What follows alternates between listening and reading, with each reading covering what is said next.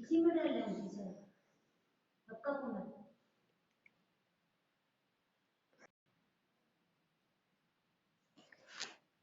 Hello everyone, good afternoon everyone.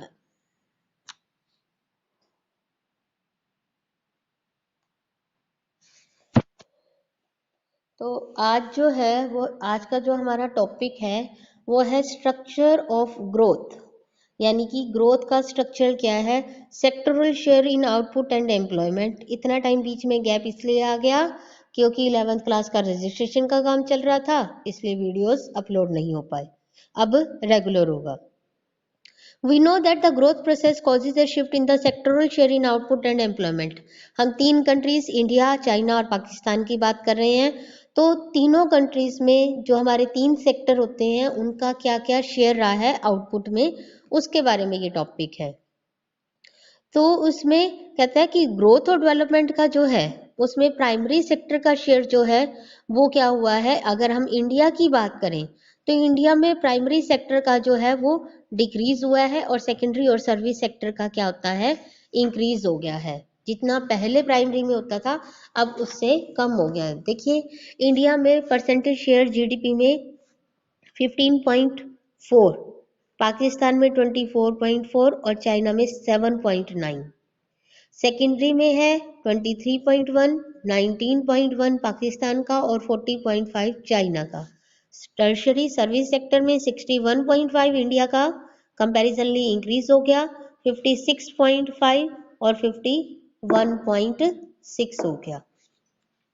और अगर employment में इसका शेयर देखें तो इंडिया का 47 था एम्प्लॉयमेंट में, प्राइमरी सेक्टर का शेयर, यानी 47% पॉपुलेशन जो है उसको एम्प्लॉयमेंट कहाँ से मिलता था, एग्रीकल्चर से।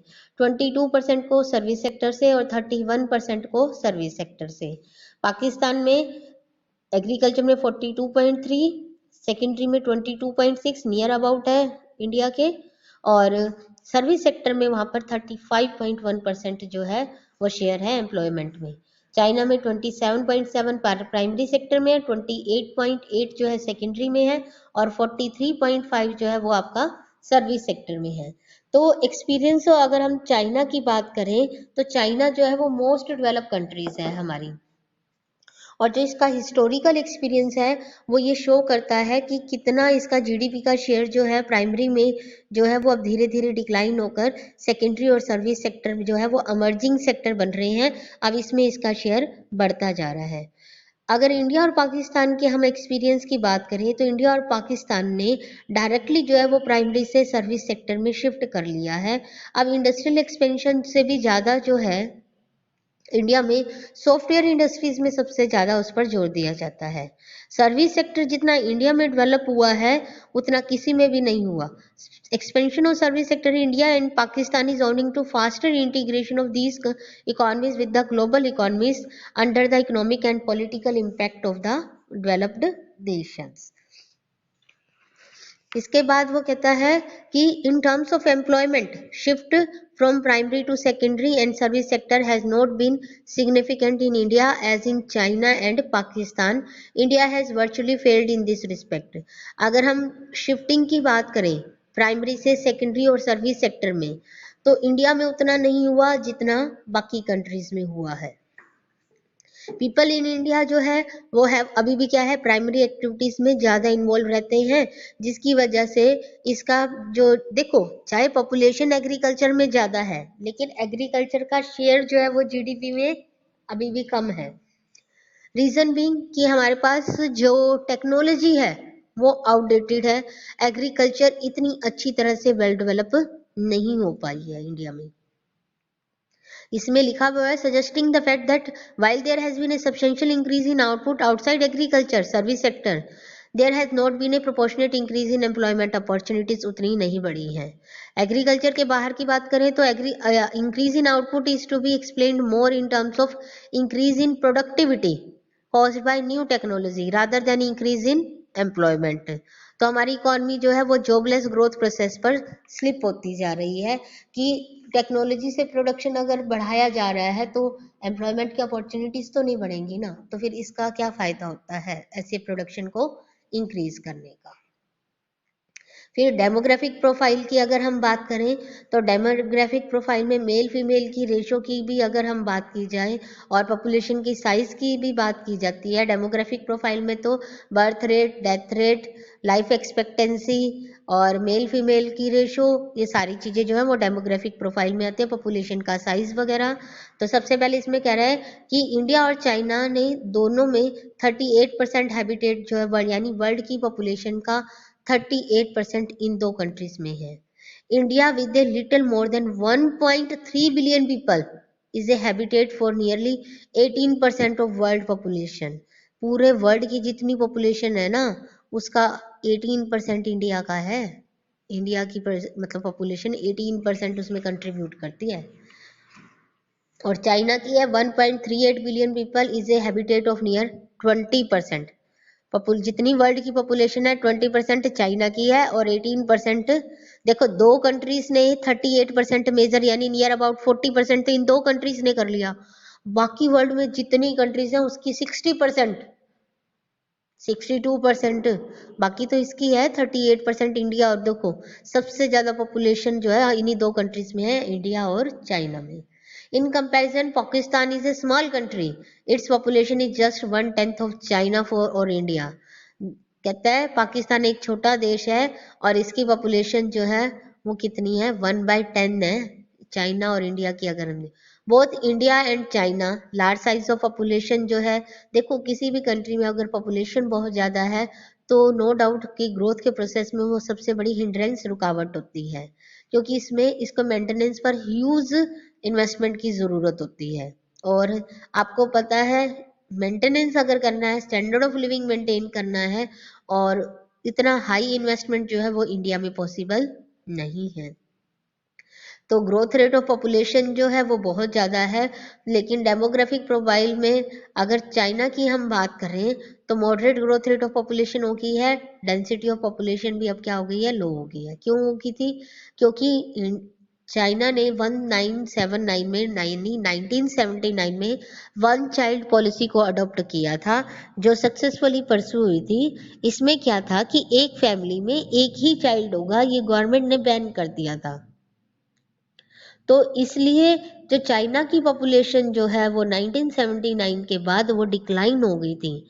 अब कितनी डिक्लाइन होती, वो कह रहा है ग्रोथ रेट ऑफ पॉपुलेशन जो पहले 1.33% होती थी वो अब कम होकर 0.4% पर एनम रह गई थी। Growth rate of population continues to be fairly, लेकिन इंडिया में और अगर पाकिस्तान की बात करें दोनों में ही ग्रोथ रेट जो है वो काफ़ी हाई रही है। और अगर इसी तरह से अगर ग्रोथ रेट इंडिया और चाइना की बढ़ती गई तो कंट्री की ग्रोथ जो है वो अनडाउटली बहुत ही लो चली जाएगी। China has low density of population compared with India and Pakistan. It is because a very large geographical area of China than India and Pakistan. देखो कहता है कि इंडिया की चाहे चाइना की पॉपुलेशन बहुत ज़्यादा है लेकिन उसकी डेंसिटी जो है वो कम है। क्यों, क्योंकि एरिया वाइज अगर ज्योग्राफिकल एरिया वाइज बताएं तो चाइना बहुत बड़ा है, उसमें लोगों के रहने के लिए स्पेस अवेलेबल है, जबकि इंडिया में जिस हिसाब से पॉपुलेशन है उस हिसाब से स्पेस अवेलेबल नहीं है।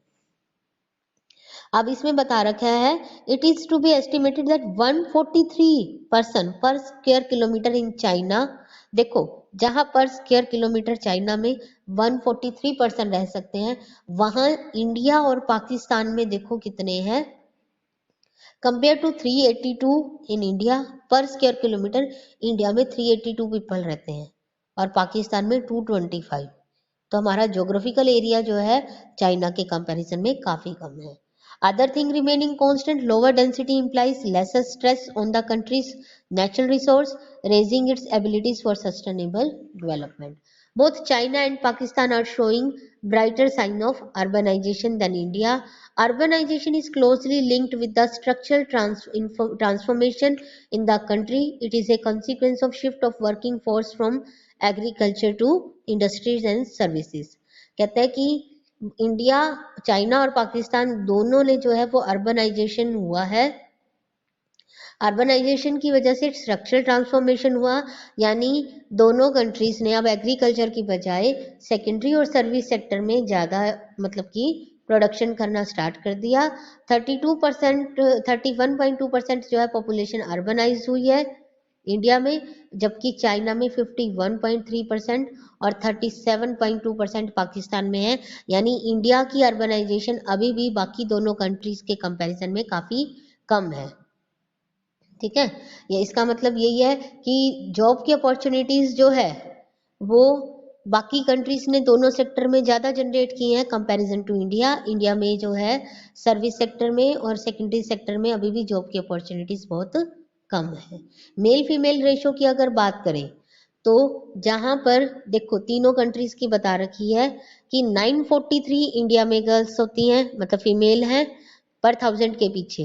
चाइना में 950 गर्ल्स फीमेल अवेलेबल है पर 1000 मैन के पीछे, और पाकिस्तान में 952 जो है वो फीमेल है, फीमेल पर 1000 मेल की इसके में कंपैरिजन में कह रहे हैं। तो अगर इस तरह से मेल फीमेल का गैप ज़्यादा होगा तो वो सोशल बैकवर्डनेस को शो करेगा।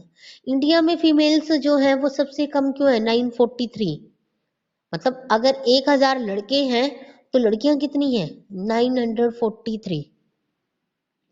क्यों है, क्योंकि गर्ल चाइल्ड को मार दिया जाता है।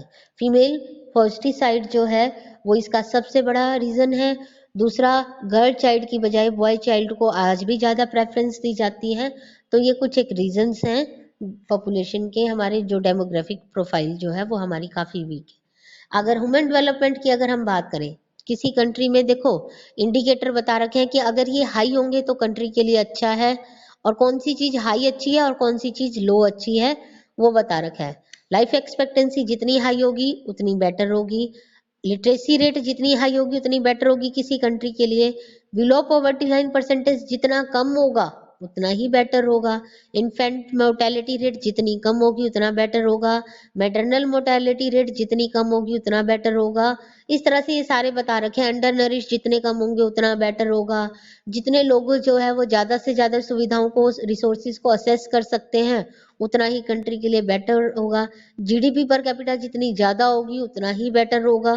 तो ये सारे इंडिकेटर्स बता रखे हैं हमने। नेक्स्ट इसमें हमारा टॉपिक आता है, फिर ये सारे इंडिकेटर्स का दिया हुआ है। अगला आता है success story, common success story of India and Pakistan, common failure of India and Pakistan. फिर किस एरिया में इंडिया जो है वो पाकिस्तान से बेटर है, या किस एरिया में पाकिस्तान जो है वो इंडिया से बेटर है। तो ये 4 टॉपिक हमारे रह गए हैं और चैप्टर खत्म। बेटे मैंने पिछले वीडियो में भी पूछा था कि नेक्स्ट जो मैक्रो के 3 चैप्टर्स हैं प्लीज आप उसके लिए मुझे बता दीजिए। जूम क्लासेस का आपका एक टाइम सेट कर दें, वो जूम पे लेनी है, या उसके भी आप वीडियो चाहते हो तो मैं उसके वीडियो बना दूंगी।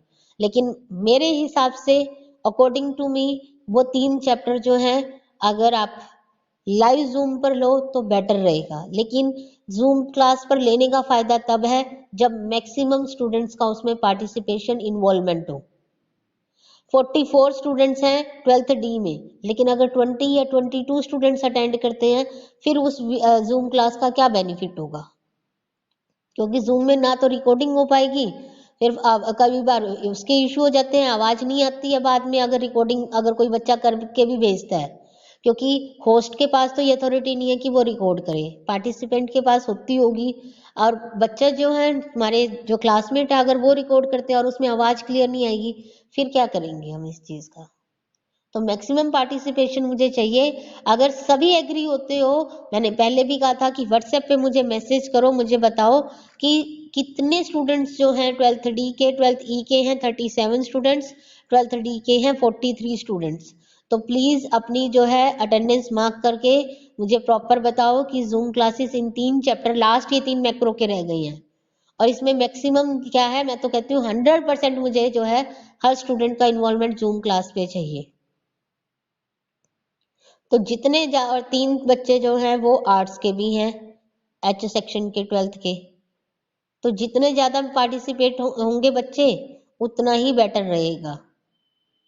तो इसलिए जो भी आपका डिसीजन है बेटे प्लीज थोड़ा जल्दी बताना, क्योंकि अब इसके बाद मैंने फटाफट वो 3 चैप्टर शुरू करवा के 12th का सिलेबस वाइंड अप कर देना, फिर हम करेंगे रिवीजन स्टार्ट।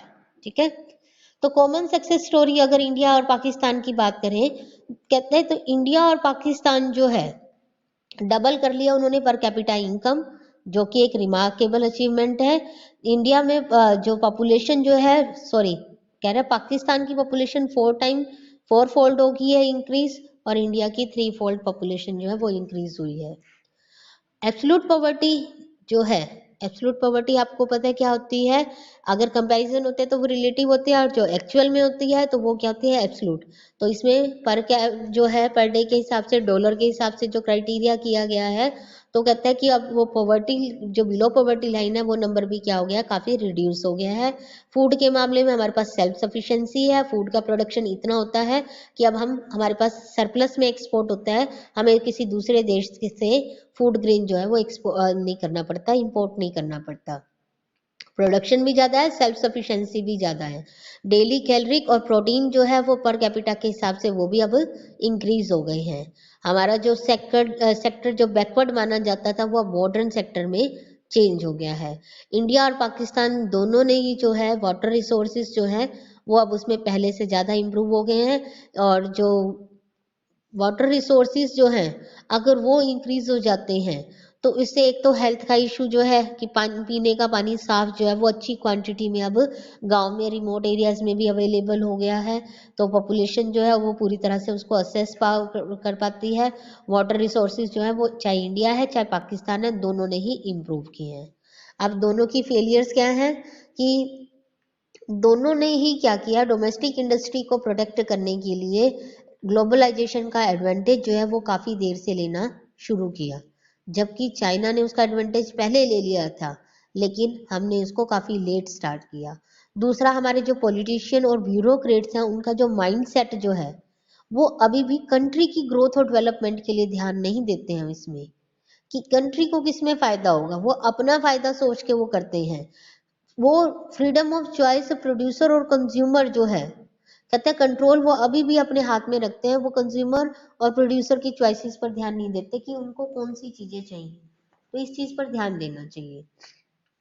नेक्स्ट वो कहते हैं प्राइवेट सेक्टर जो है वो अभी भी जो है ब्राइब लोन्स वगैरह जो है वो पब्लिक फाइनेंशियल इंस्टीट्यूट में चलते हैं, और टैक्स से बचना जो है वो आज भी लोगों की एक हॉबी है।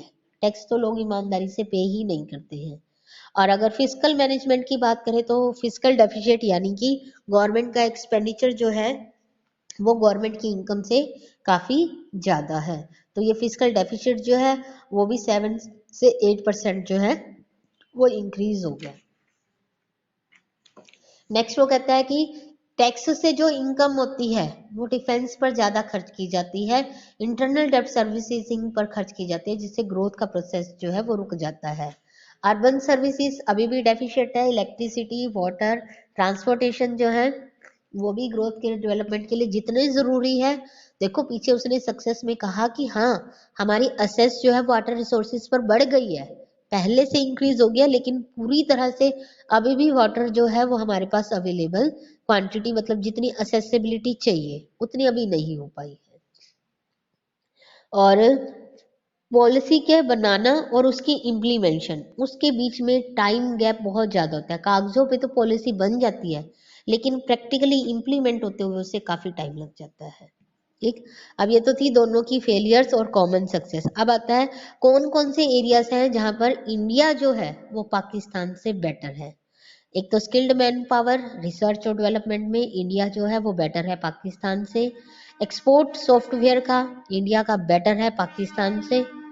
ह्यूमन कैपिटल फॉर्मेशन इंडिया में ज़्यादा है पाकिस्तान के कंपैरिजन में। इंडिया के साइंटिस्ट जो हैं, डिफेंस की टेक्नोलॉजी है, स्पेस की सर्च है, इलेक्ट्रॉनिक्स है, इन सब में जितने भी ये गैजेट वगैरह होते हैं, टेली कम्युनिकेशन जो है, पाकिस्तान तो इसमें हमसे बहुत पीछे है। पीएचडी डॉक्टर्स जो हैं इस साइंस में, इंजीनियरिंग में, इंजीनियर जो हैं वो हमारी कंट्रीज में सबसे ज़्यादा स्टॉक में है कंपैरिजन टू पाकिस्तान।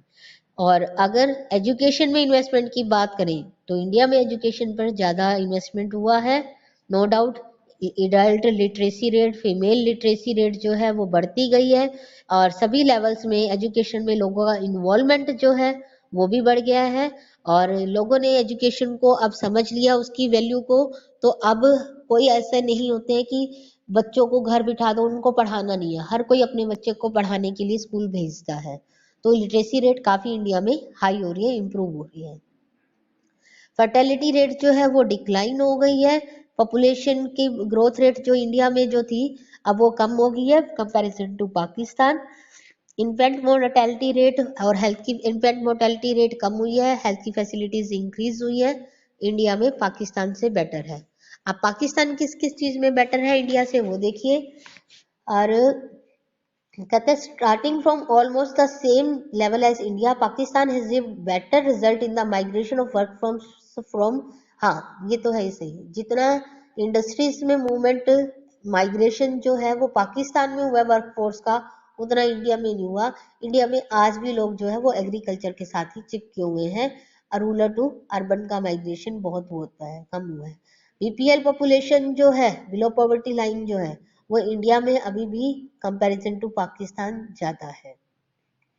और रेट ऑफ इन्वेस्टमेंट जो है पाकिस्तान में वो लोअर देन इंडिया है, क्योंकि एफिशिएंसी ऑफ इन्वेस्टमेंट जो है वो उसमें, यानी कि पर यूनिट जो आउटपुट कैपिटल की लगाने पर आउटपुट जो होता है वो उसमें पाकिस्तान में बेटर है देन इंडिया। तो ये था हमारा डेवलपमेंट ऑफ इंडिया, चाइना और पाकिस्तान। अब आता है एक लास्ट टॉपिक, चाइना जो है वो इंडिया से बेटर किस किस फील्ड में है। ध्यान से देखिए इसको। चाइनीज रिफॉर्म्स जो है वो पहले से इंडिया में, जहाँ 1991 में पॉलिसी को अडॉप्ट किया गया था तब शुरू हुए थे रिफॉर्म्स, लेकिन चाइनाज में 80s में ही रिफॉर्म्स शुरू हो गए थे।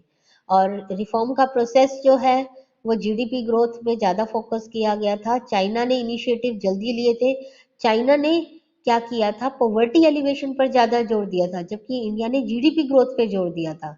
किसी भी कंट्री को डेवलप करना है तो पहले पॉवर्टी को रिमूव करो, अगर पॉवर्टी रिमूव होगी तो ग्रोथ अपने आप हो जाएगी, लेकिन इंडिया में ये चीज नहीं देखी गई। चाइनीज एग्रीकल्चर जो है उसको बहुत टाइम लगा रिस्ट्रक्चरिंग में, इसलिए उन्होंने क्या किया, कम्यून सिस्टम ऑफ फार्मिंग, जिसमें कलेक्टिव कल्टीवेशन की जाती थी, हाउस होल्ड को लैंड दी जाती थी इंडिविजुअल कल्टीवेशन के लिए, जिसमें वो खुद मालिक होते थे और अपनी मालिक को खुद थे तो वो जितना मर्जी चाहे प्रोडक्शन कर सकते थे। तो इंडिया में एग्रीकल्चर रिफॉर्म्स जो है वो इतने इफेक्टिव नहीं हुए जितने चाइना हुए हैं, और चाइना को ग्लोबल एक्सपोजर मिला है इकॉनमी में। चाइनीज इकॉनमीज जो है वो एक बड़ी पावर बनकर आई है कंपैरिजन टू इंडिया। क्यों आई थी, क्योंकि चाइना ने 100% फॉरेन इन्वेस्टमेंट को इक्विटी दी थी। दूसरा, इसने फ्रीडम दी थी हायर एंड फायर वर्कर्स के लिए कि यहाँ से जितने मर्जी वर्कर्स लगाओ, जितने जो काम नहीं करते एफिशिएंसी से उनको चाहे काम से हटा दो आप। और इंफ्रास्ट्रक्चर जो है उसने सबसे अच्छा प्रोवाइड करवाया था चाइना ने। उसने स्पेशल इकोनॉमिक जोन स्टैब्लिश किए, जो बैकवर्ड एरियाज हैं उसमें इंडस्ट्रीज को सेटअप किया, और जो वहाँ पर इंडस्ट्रीज लगाते हैं ऐसे इन्वेस्टर्स को उसको बहुत सारी फैसिलिटीज दी गई। तो ये स्पेशल इकोनॉमिक जोन का कंसेप्ट जो है चाइना में तो बहुत जल्दी आ गया था, इंडिया में काफी लेट आया ये। और रिटेल में भी इसने एफडीआई को अलाउड किया था। तो इंडिया जो है अभी बहुत पीछे है चाइना से।